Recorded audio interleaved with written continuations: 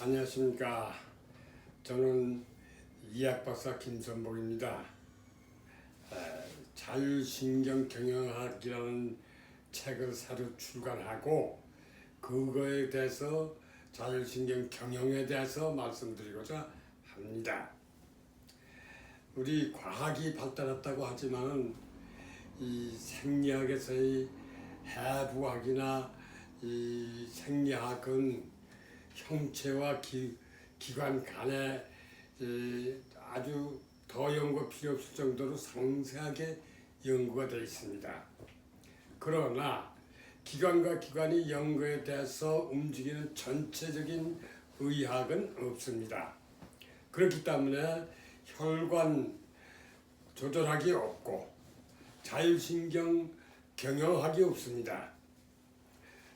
그래서 그거에 대해서 말씀을 드리고자 하는데, 인체가 활동하는 근본 혈관이 움직이는 근원이나 자율신경이 움직이는 근원이 무엇이냐에 대하면 인체 세포는 자동능이라는 게 있습니다.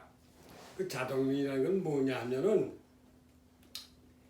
세포가 하는 일이 유전자 기작, 동화작용, 이화작용, 또 세포가 전자막을 가지고서는 입을 여는 작용, 이런 것이 자동적으로 이루어진다는 얘기입니다. 뇌에서 지시하거나 뇌에서 조종해서 되는 것이 아니고 신경이나 뇌에서 이탈돼서 자기 스스로 움직이는 능력이 있다, 이 말씀을 드립니다. 두 번째로 세포는 반드시 자극 한 번 하면 한 번 반응합니다. 그렇기 때문에 두 번 하면 두 번 반응하고 연속으로 해야 연속 반응을 한다. 이렇게 과학이 밝혀놨습니다. 그런데 생리학에 밝혀지기를 내장근이 자율신경을 지배한다, 이래 돼 있고, 체부에서는 수지에서 자율신경 신호를 유발한다, 이렇게 되어 있습니다. 그러나 구체적으로 어떤 방법을 통해서 어떻게 한다는 게 연결시켜서 얘기되어 있지 않기 때문에 그것을 실험을 통해서 구체적으로 말씀을 드리려고 합니다. 강의하는 목적은 바로 거기 있습니다. 자율신경 경영하는 방법을 제시하려고 합니다. 우선 그러기 위해서는 내장이 주신경을 지배한다고 했으니까 내장하고 체부 것이 수지에서 중추신경을 지배한다고 했으니까 체부 반사, 내장 체부 반사와 체부 내장 반사를 중개한 데가 자율신경 중추입니다. 자, 자율신경이 어떻게 뇌중추들이 어떻게 인체를 조절하고 주관하는가를 살펴본다면은, 여러분이 눈을 뜨고 있으니까 밖에 그림을 뇌에서 그릴 수가 있습니다. 눈을 감아보세요. 보이나? 안 보이죠? 그건 뭘 얘기합니까? 빛이 들어가야, 자극이 있어야 반응한다는 걸 얘기합니다. 뿐만이 아니라 눈을 감았다가 다시 떠야 되고 다시 감아보시 안 보이죠? 그게 바로 계속적으로 눈을 뜨고 있어야 계속 빛이 들어가서 계속 그림을 그릴 수 있다. 이와 마찬가지로 귀가 소리를 듣고 말을 형성하는데 한 번 소리 지르는 소리를 듣고 그냥 막아버리면 말이 구성이 되지 않지 않습니까? 계속해서 들어가야 된다는 얘기가 되는 거죠. 오감을 통해서 들어가는 모든 감각기관의 기능 또한 똑같습니다. 여기서 말하고자 하는 것은 뇌중추는 두 가지 기능이 있습니다. 하나는 능동적으로 자기가 할 수 있는 것, 즉 사리 구성, 모든 걸 하는 능력과 외부로부터 자극을 받아서 움직이는 신경중추라는 것이 있습니다. 그래서 두 가지 중에서 반드시 외부로부터 들어오는 정보를 받아가지고 하는 수동적 기능, 이 능동적 기능 두 가지가 있다. 이런 것을 먼저 말씀드리고자 합니다. 그래서 내장에서 중추로 가는 정보는 대동맥궁이라는 데서 바로 혈압을 통해서 임펄스라고 해서 전기를 일으킵니다. 압력으로. 그러면 그 충격에서 전기가 일어나면 그 전기의 폭과 모양을 가지고서는 중추신경으로 내장의 정보를 전달합니다. 그러면 그걸 받아가지고서는 뇌하고 이 심장하고 같이 연결된 부위의 혈관이 바로 경동맥 동에 있는 수용체인데, 여기에서는 심장의 부교감 신경을 조절할 수가 있고,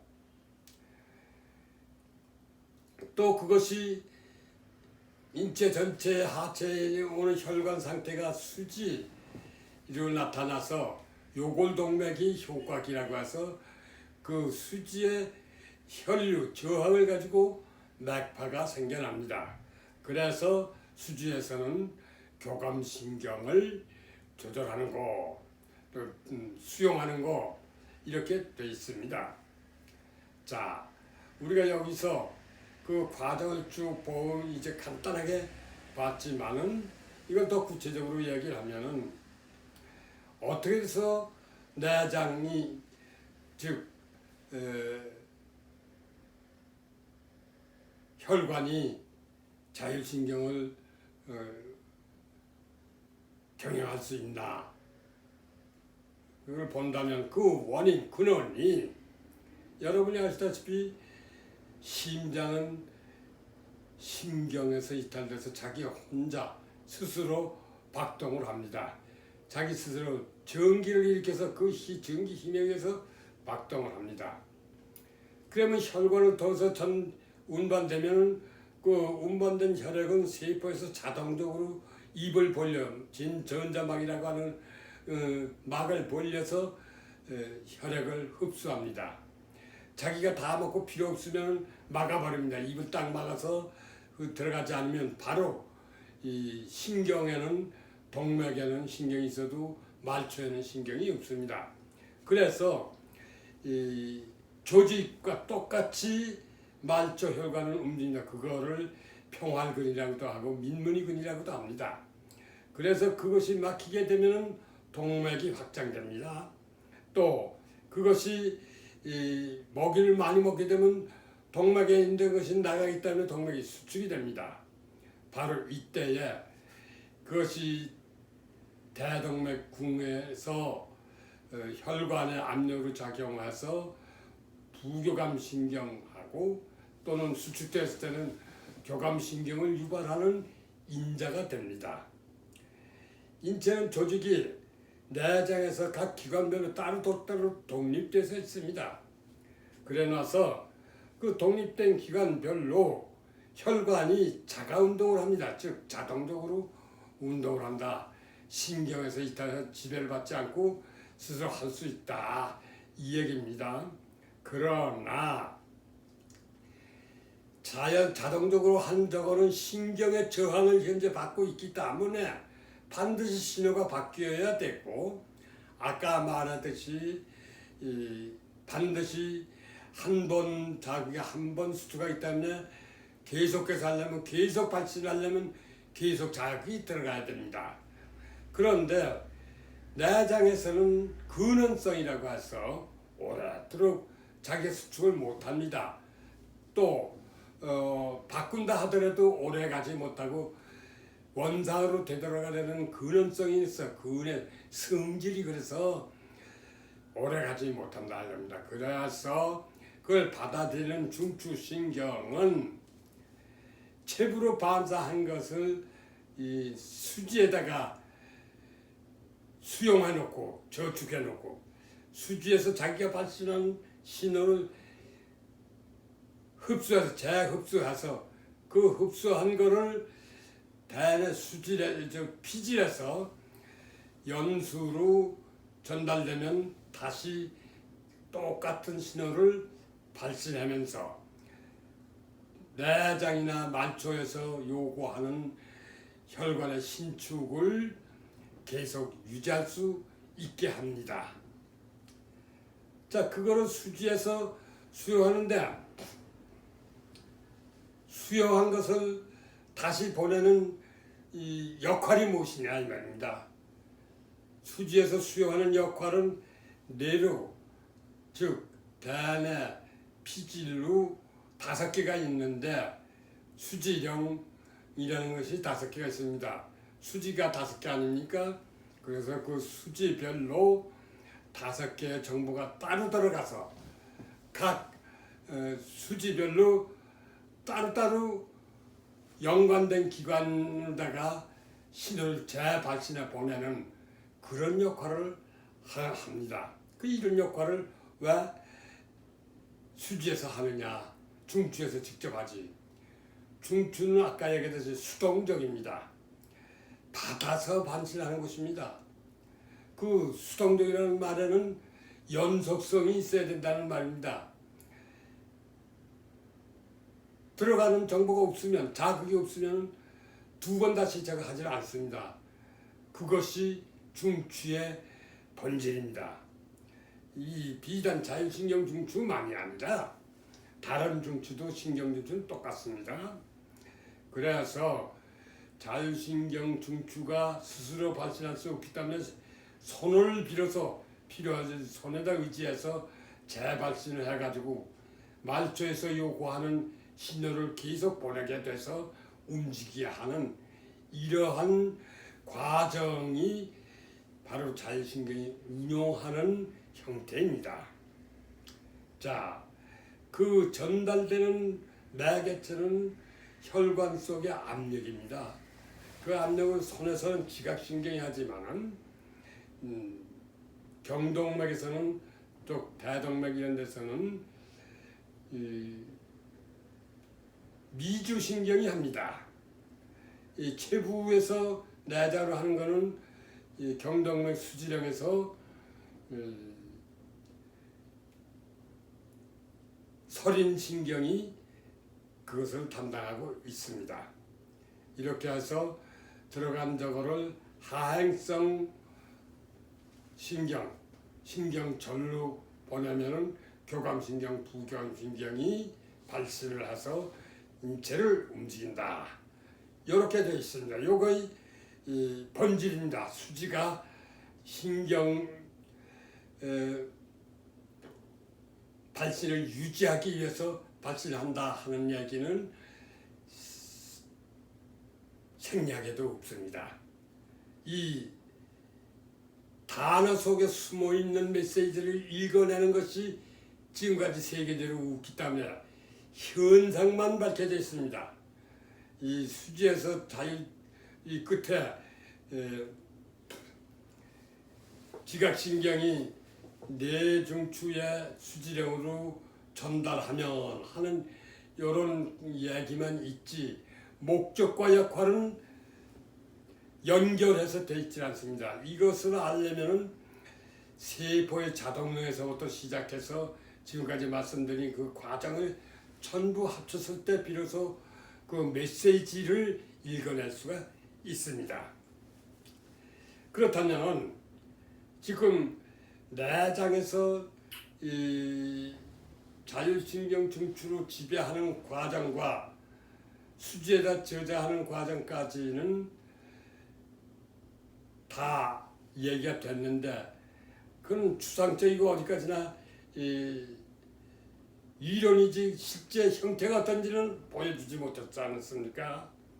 그 형태를 보이기 위해서는 수지가 수용할 수 있는 형태를 가지고 있느냐, 내장의 정보 또는 자율신경의 지시를 수용할 수 있는 조직적인 조건을 가지고 있느냐, 이것이 문제이고, 그 다음에 내장에서 자율신경이 촉진신경, 즉 교감신경과 부교감신경을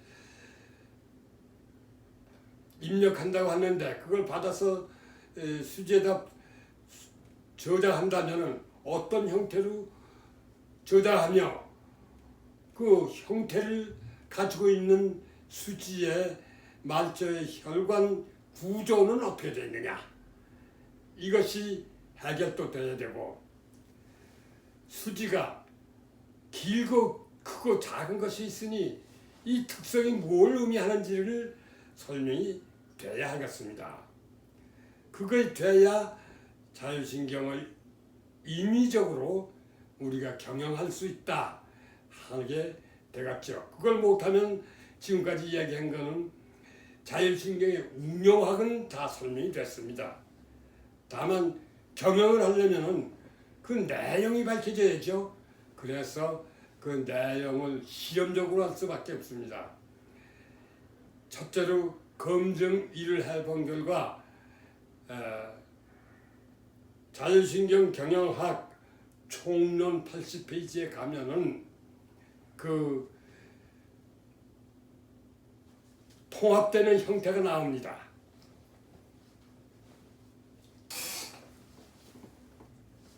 이거.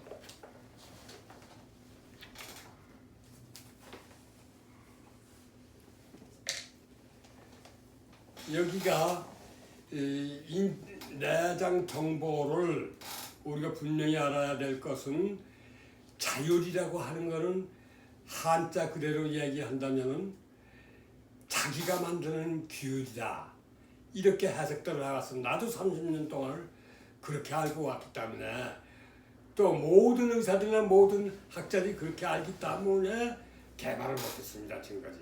그러나 글자는 중국 글자이지만은 그것이 서구에서 일본어로 번역이 될 때, 일본에서 처음 번역할 때에 그 단어를 정하는 것이 자동으로, 자유라고 하는 건 자동이라는 뜻이고, 율이라고 하는 것은 5개의 정보, 내장의 정보가 한꺼번에 들어가기 때문에 통합되는 형태를 자율이라고 합니다. 그림으로 얘기할 땐 형태라고 얘기하지만 이론으로 얘기할 땐 그것이 법률이라는 말로 번역이 됩니다. 그러니까 자동으로 합쳐지는 규율이다, 이래서 자율이라고 한다 하고 설명이 은사생리학 책에 나와 있습니다. 그렇기 때문에 우리가 글자를 오해해서 더 발전을 못한 그런 측면도 있습니다. 그래서 이 장소에서 지금 그거에 대해서 굳이 내가 밝히는 거는, 요것이 가장 중요하고 요것 때문에 좌우가 되기 때문에 인체 뇌중추, 즉 자율신경 중추의 본질을 헛갈리게 하는 원인이 그거이기 때문에 다시 한번 그걸 강조해서 말씀드립니다. 손에서 그 자율적으로 통합되는 형태를, 수용체니까 손에서 그걸 잡아내면은 내장의 5개 장이 자율적으로 통합되는 형태도 알 수 있고, 자율신경 중추로 들어가는 정보 통합 형태도 알 수가 있어요. 그게 바로 알게 되는 것이죠. 그래서 그거를 자율신경 경영학 총론, 요거 5월 20일 날 처음으로 세계 최초로 출간을 했습니다. 거기 80페이지를 보면은 그 형태가 20가지가 나와 있습니다. 그거를 지금 이 사진을 보면은 이런 형태이고, 또 이런 형태에다가 이렇게 아주 그림을 딱 나와서 혈압을 재면 이런 차이가 나서 그걸 형태를 묶어서 보면은 이런 그림이 나옵니다.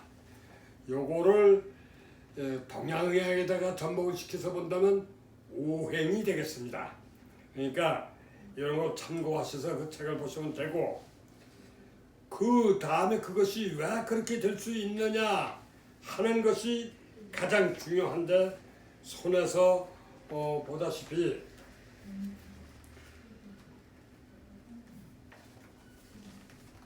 손에서 보다시피 혈관이 하나가 둘로 갈라져서 이웃 수지로 같이 갈라져 나갑니다.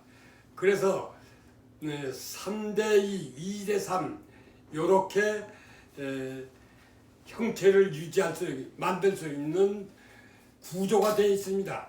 이 손에서 생리적인 구조가 왜 그렇게 됐느냐는 설명을 그걸 가지고 실험한 결과 그렇게 나왔으니까 우리 인체가 만이 아니라 모든 동물들이 전부 5개의 혈관을 가지고 있습니다. 그것이 진화돼 가지고서 다 달리 이렇게 되어 있는데 그것이 그렇게 된 것이 우연한 일이 아니라 생명체가 움직일 때에 혈류 조절을 자동적으로 하기 위해서 그렇게 돼 있다. 이렇게 생각이 됩니다. 그 다음에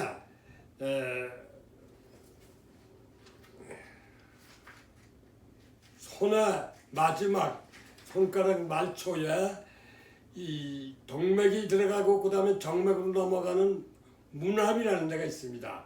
손끝에 말초 혈관에는 신경이 없습니다. 이 내장의 평활근과 마찬가지로 이 여기 근육 수준 자동적으로 같이 수축을 하고 자동적으로 벌어지고 하는 게끔 조직체가 되어 있습니다. 그래 나서 혈류 양에 의해서 이 끄트머리에서 문합에서 그 양의 압력을 가지고서는 지각신경이 전파를 통해서 전달합니다. 그러면 그 전파가 폭이 달라집니다. 또 형태가 달라집니다. 그 두 가지 가지고서는 판단을 하게 된다. 이런 얘기를 말씀드리고자 합니다. 이 손끝에 혈액이 많이 가면 교감신경, 혈액이 덜 가서 말랐으면 덜 감소했으면 부교감신경 신호를 유발하게 된다. 이것이 실험 결과 여기 나와 있는데 역시 90페이지 같은 책의 90페이지를 보면 그 검증 결과가 나와 있습니다. 그 다음에 그걸 그림으로 하면은 그 앞에 나온 5개 그림에다 합치면은 이해가 되실 겁니다. 그 다음에 손이 왜 적고 큰 것이 있느냐 이거를 실험을 해 보면은 모두 내장에는 5개 동맥에 5개 장이 연결되어 있고 또 소화기관이 각기 하나씩 연결되어 있는 동시에 내분비선도 거기에 연결이 되어 있습니다. 그래서 인체에서 내분비 호르몬을 검사하게 되면 해당 기관의 허화실, 즉 교감신경이냐 부교감신경이 작동하느냐를 알 수 있습니다. 그래서 이거를 30명을 상대로 해서 조사하고 30가지 이 호르몬을 가지고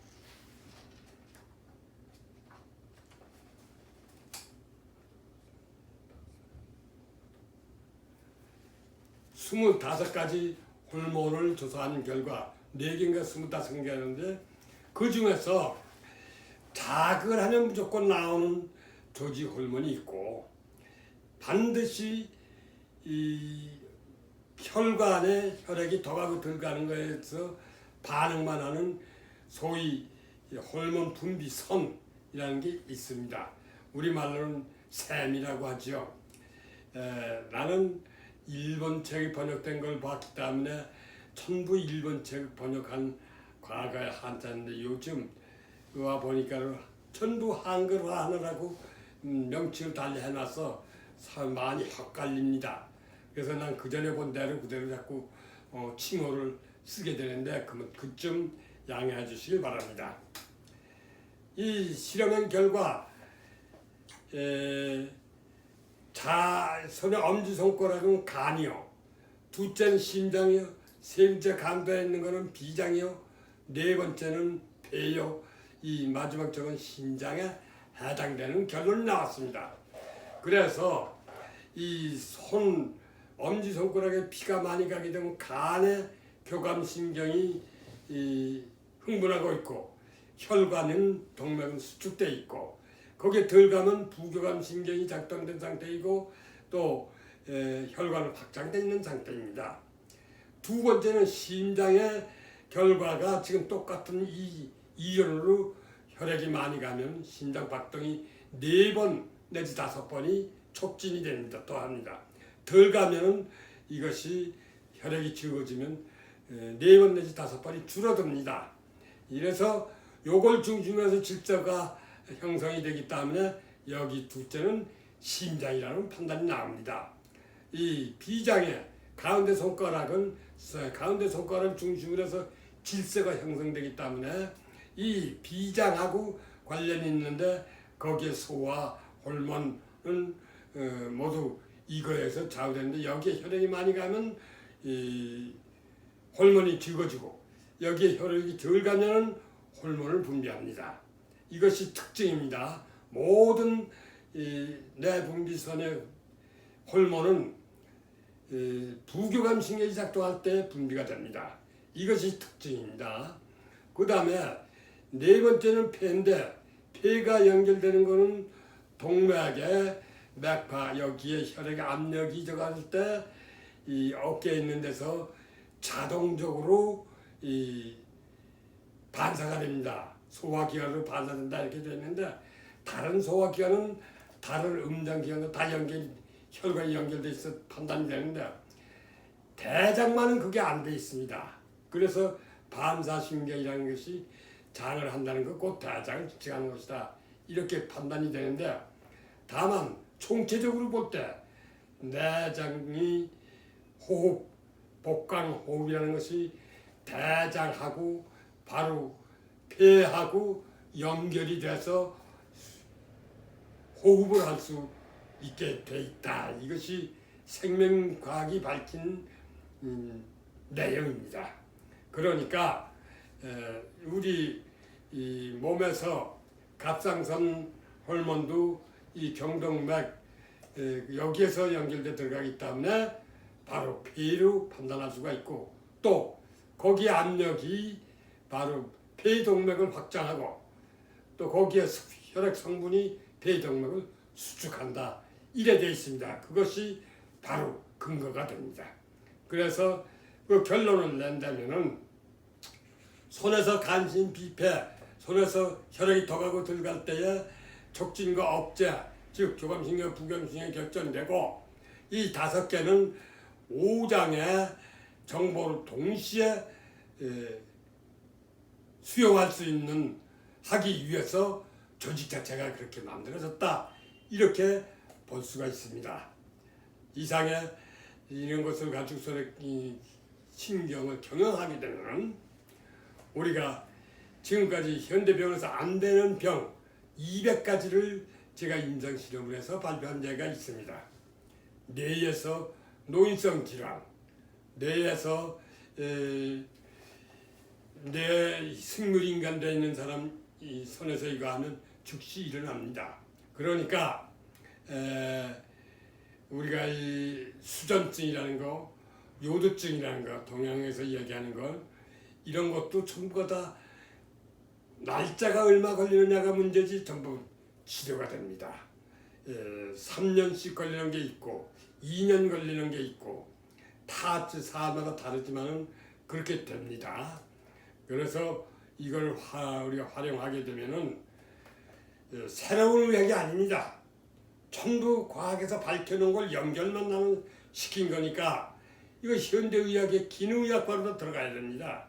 이걸 자꾸 대체의학 한다고 하는데 대체의학이 왜 됩니까? 뭘 대체한다는 얘기입니까? 반드시 현대의학에다 이걸 접목시켜서 현대의학의 병원에 기능의학과가 없지 않습니까? 그러니까 거기다 집어넣으면 의사 병원에만 가면 모든 병을 고칠 수 있다는 확신을 갖게 됩니다. 앞으로 이걸 병원에서 흡수해서 신뢰를 갖는 병원이 되도록 합시다. 오늘 강의는 여기서 그치겠습니다. 교수님 그 책 그 출판사나 제목을 좀 한번 소개 좀 해주시죠. 예, 네. 제목은 이 책의 제목은 자율신경 경영학기국 총론이고 출판사는 선지명입니다. 출판은 출판된 건 5월 20일 날입니다. 그래서 이것이 요거 쓰는데 35년이 걸렸습니다. 원체 이 전공 과목이 대학 다닐 때 다르고 새로운 저기서 공부를 해가지고 하기 때문에 시간이 오래 걸렸습니다. 그 점 양해하시고 단 내가 죽기 전에 완성을 해놓고 죽게 되니까 한켠 마음이 뿌듯합니다. 이상 끝이고자 합니다.